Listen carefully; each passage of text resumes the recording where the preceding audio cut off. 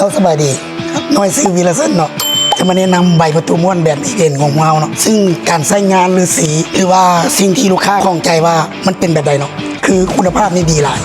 เนาะสีโบลอกโบมีสนิมตอนนี้เขากำลังจัดทรงแบบบอดบ่อยกันเลยเนาะแต่ว่าเขาก็อยากให้ลูกค้าเปิดใจบางภาคส่วนที่มาใช้ผลิตภัณฑ์ของเขาว่าคุณภาพดีสำไรเขาไปเบิ้งตัวจริงมาแล้วว่าสร้างผลใช้งานมากกว่า20 ปีรับประกันคุณภาพและเปลี่ยนมาทำไส้แหล่ของเขาความพึงพอใจของลูกค้าที่เขามั่นใจว่าเขารับประกันและดูแลลูกค้า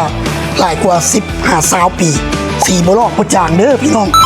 และแกนี้คือผลิตภัณฑ์แบรนด์ BN เราที่เอาไปใช้งานตัวจริงเนาะเอาไปลองรีดตัวจริงคุณภาพสีความทนทานมั่นคงแข็งแรงทนทานบูมีสีลอกบูมีสีจากแบรนด์ BN ของเราเอง